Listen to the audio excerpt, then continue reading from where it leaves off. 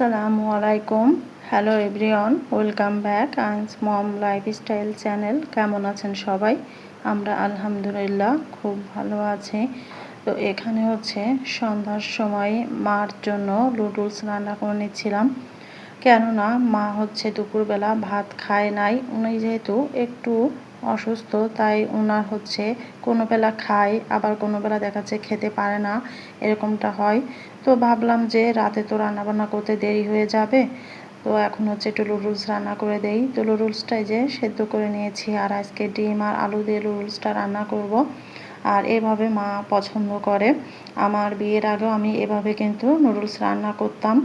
এখানে হচ্ছে আমি আলুটাকে কিউব করে কেটে নিয়েছি, আর এখন একটু লবণ আর একটু হলুদ দিয়ে আলুটাকে এই যে ফ্রেঞ্চ ফ্রাইয়ের মতো ভেজে নিয়েছি। তো ভাজা হয়ে গেছে, এখন হচ্ছে আমি একটা পাত্রে এই আলুগুলাকে তুলে নিচ্ছি।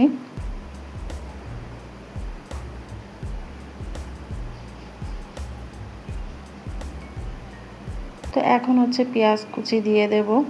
পেঁয়াজটাকে একটু ব্রাউন করে ভেজে নেব।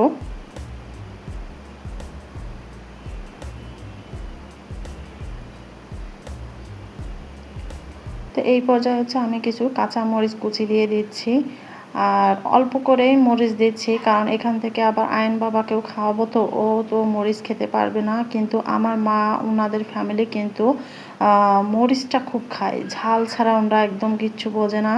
তো যাই হোক, এখানে হচ্ছে একটা ডিম দিয়ে দিয়েছি আর সামান্য একটু লবণ দিয়ে দিচ্ছি। এখন এই ডিমটাকে আমি মরিচ এবং পেঁয়াজের সঙ্গে সুন্দর করে ঝুরি ঝুরি করে ভেজে নেব।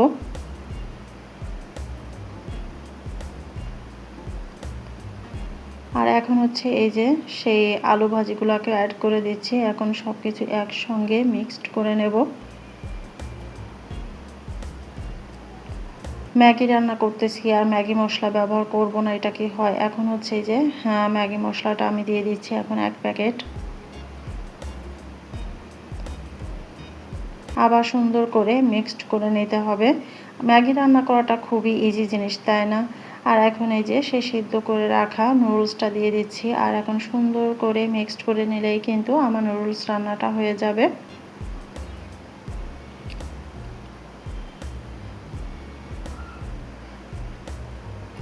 আমার মা যখন আমার বাসায় আসে, ওনার জন্য আসলে কিছু মানে এক্সট্রা কোনো কিছু রান্না করতেই দেয় না। তো উনি আসলে এরকমই, উনি অত বেশি খেতে পছন্দ করে না। তো যাই হোক, আমি নিজে থেকে যতটা পারি চেষ্টা করি আমার মা আসলে যে আমি এটা ওটা করে খাওয়ানোর চেষ্টা করি।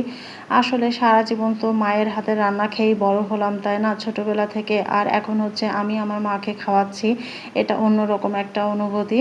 তো যাই হোক, এই যে মার জন্য আমার হচ্ছে নাস্তা রেডি করা হয়ে গেছে। এখানে যে নুডলস নিয়ে নিয়েছি 1 বাটিতে, আরেক বাটিতে একটা মিষ্টি নিয়ে নিয়েছি। আপনাদের ভাইয়া হচ্ছে সন্ধ্যার সময় এসে মিষ্টি, দই এগুলা কিনে দিয়ে গেছে আমার মার জন্য। তো দইটা সে পরে খাবে বলল। তো যাই হোক, এখন হচ্ছে মাকে হচ্ছে নাস্তা দিয়ে আমি চলে আসছি রান্না বান্না করতে। এখানে হচ্ছে ইলিশ মাছ দিয়ে আর কাঁচকলা দিয়ে রান্না করব, আর হচ্ছে পটলের খোসা ভর্তা করব। তো সব কিছু কেটে ধুয়ে পরিষ্কার করে নিয়েছি। পটলের খোসাটাকেও আমি সিদ্ধ করে তারপর পেস্ট করে নিয়েছি। আর এখন হচ্ছে একটা কড়াইয়ে আমি তেল দিয়ে দিলাম। তেলটা গরম হয়ে গেলে আমি হচ্ছে সেই পটলের খোসার যে পেস্টটা ওটা আমি দিয়ে দেব। আর এই পটলের খোসার ভর্তাটা কিন্তু অসাধারণ লাগে, খুবই মজা লাগে। এই ভর্তাটা আপনাদের ভাইয়া তো পছন্দ করেই, আর আমার ছোট্ট একটা বাচ্চা সেও কিন্তু এই ভর্তাটা অনেক বেশি পছন্দ করে। আর এই ভর্তাটা করাটা তো খুবই ইজি জিনিস, আমি আরও কয়েকবার আমার চ্যানেলে দেখিয়েছি। তো আজকে আর ডিটেল শেয়ার করব না। তো যাই হোক, ভিডিওর এই পর্যায়ে এসে যারা একটা লাইক দিতে ভুলে গেছেন, প্লিজ একটা লাইক দিয়ে ভিডিওটি শেষ পর্যন্ত কন্টিনিউ করবেন। আর যারা আমার চ্যানেলটি প্রথম ভিজিট করছেন, যদি আমার ভিডিওর কোনো অংশ ভালো লাগে প্লিজ সাবস্ক্রাইব করে চ্যানেলের পাশে থাকার অনুরোধ রইল। আর যারা অলরেডি এই দুটি কাজই করে ফেলেছেন তাদেরকে অসংখ্য ধন্যবাদ। তো এই যে কথা বলতে বলতে আমার কিন্তু পটলের খোসা ভর্তাটা অনেকটাই হয়ে এসেছে, পানিটা শুকিয়ে গেছে।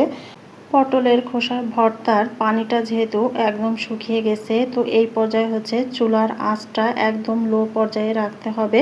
আর এভাবে করেই হচ্ছে ভেজে নিতে হবে। দেখতে পাচ্ছেন আমার কিন্তু ভাজতে ভাজতে আমার কড়াইয়ের রঙটাও কিন্তু চেঞ্জ হয়ে গেছে। তো এই যে হয়ে গেছে, আমি হচ্ছে একটা ফ্রিজে তুলে নিচ্ছিলাম ভর্তাটা। আর এটা আমার মাও বলেছে অনেক বেশি টেস্ট হয়েছে নাকি ভর্তাটা। আপনারা যারা করে খাননি অবশ্যই পটলের খোসার ভর্তাটা করে খাবেন। আশা করছি আপনাদের কাছে ভালো লাগবে এবং ফ্যামিলির সবাই অনেক বেশি পছন্দ করবে। আসলে এটি পছন্দ হওয়ার মতনই একটা ভর্তা। তো যাই হোক, এই যে হ্যাঁ, ভর্তাটা তো করে নিয়েছি। আর এখন হচ্ছে মাছটা রান্না করে নেব। এখানে ইলিশ মাছটা ভেজে নিচ্ছিলাম, তো ভাজা হয়ে গেছে। তো ইলিশ মাছটাও এখন আমি তুলে নিচ্ছি। আর এখন হচ্ছে পেঁয়াজ এবং রসুনটাকেও আমি ব্রাউন কালার করে ভেজে তুলে নেব। ওই তেলের মধ্যেই এখন আমি হচ্ছে কাঁচকলাটা দিয়ে দিলাম, একটু হলুদ, একটু লবণ, তারপর ধনিয়া গুঁড়া সব কিছু দিয়ে আমি কিছুক্ষণ এই কাঁচকলাটাকে একটু ভেজে নেব।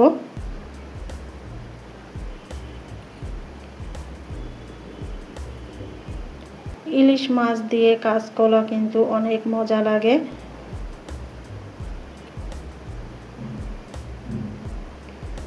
তো এখানে ভাজতে থাকি আর পাশে হচ্ছে আমি মিষ্টির বক্স নিয়ে বসে গেছি। তো ভাবছি যে রান্না করতে করতে আমি একটু মিষ্টি খেয়ে নেই। হ্যাঁ, কারণ মিষ্টিটা কেউ খাচ্ছে না, আমার মাও খাচ্ছে না। তারপর আপনাদের ভাইয়ের একটা অভ্যাস কি, আমি যে জিনিসটা খেতে পছন্দ করি সে সেই জিনিসটা আমাকে দিয়েই মানে এটা ওটা বুঝিয়ে আমাকে দিয়েই খাওয়াই দেয়, সে নিজে খায় না। তো যাই হোক, এখন যে রান্না করতে করতে আমি একটু মিষ্টি খেয়ে নিচ্ছিলাম। তো এদিকে একবার দেখতেছিলাম যে সবজিটা সিদ্ধ হলো কিনা, তো না সিদ্ধ হয়নি, আমাকে আরও কিছুক্ষণ সিদ্ধ করে নিতে হবে। তাই আমি হচ্ছে ঢাকা দিয়ে রেখে দিলাম। তো এখন দেখতে পাচ্ছেন আমার সবজিটা সিদ্ধ হয়ে গেছে। আর এখন হচ্ছে আমি ফুটন্ত গরম পানি দিয়ে দিয়েছি ঝোলের জন্য। আর এখন হচ্ছে আমি মাছটা অ্যাড করে দিচ্ছি। তার সঙ্গে দিয়ে দেব কয়েকটা কাঁচা মরিচ।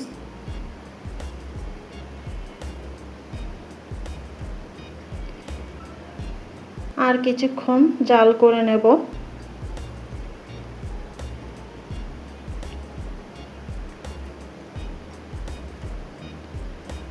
মাঝখানে আমি একবার দেখে নিয়েছিলাম যে আমার রান্নাটা কোন পর্যায়ে। তো ওই সময় আমি হচ্ছে ভেজে রাখা যে মশলাটা সেটাকে পেস্ট করে দিয়ে দিয়েছিলাম। আর এখন হচ্ছে এই যে কড়াই থেকে আরেকটি পাত্রে আমি তরকারিটাকে ট্রান্সফার করে নিচ্ছি। তো এই তো আমার রান্নাটা কিন্তু হয়ে গেছে, ইলিশ মাছ দিয়ে কাঁচকলা দিয়ে রান্না। খুবই টেস্টি একটা খাবার।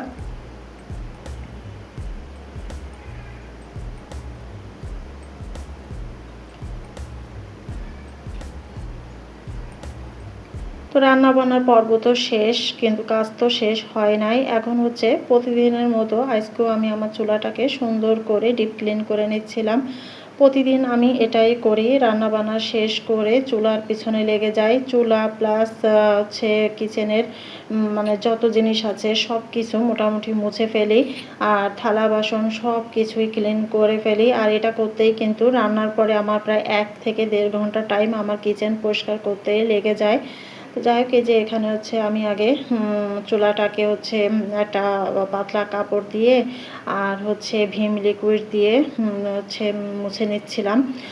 তারপর হচ্ছে আরেকটি পাতলা কাপড় দিয়ে আমি হচ্ছে চুলাটাকে আবার সুন্দর করে মুছে নিচ্ছিলাম। তো আমরা যারা হাউসওয়াইফ আমরা কিন্তু জানি যে রান্নাবান্নার শেষে একটা কিচেনটাকে ডিপ ক্লিন করা কতটা কঠিন বিষয়, কতটা সময় লাগে। আসলে যারা জানে না, যারা বোঝে না, তারা অনেক সময় অনেক ধরনের কথা বলে, অনেক ধরনের মন্তব্য করে যে একটা কাজ করতে এত দেরি হয় বা এরকম কিছু একটা। আসলে যারা নিট অ্যান্ড ক্লিনভাবে কাজ করতে পছন্দ করে ওদের কাজে একটু দেরি হবে, এটাই স্বাভাবিক। তো আপনাদের ভাইয়া মাঝে মাঝে এসে দেখে, মাঝে মাঝে কি ম্যাক্সিমাম দিন এসে দেখে যে আমি কিচেনে আছি। তো সে শুধু আমাকে একটা কথাই বলে যে আমি তোমাকে এসে শুধু দেখি কিচেনেই আছো, মানে রুমে আর দেখি না। এরকম একটা বিষয় তার। তো যাই হোক সে তো আসলে বাসাবাড়ির কাজ জানে না বা বোঝে না, তাই বলে ওগুলো আমি আসলে মাথায় নিই না বা রাখি না। তো যাই হোক আজকের ভিডিওটি এই পর্যন্তই। সবাই ভালো থাকবেন, সুস্থ থাকবেন। আল্লাহ হাফেজ। আসসালামু আলাইকুম।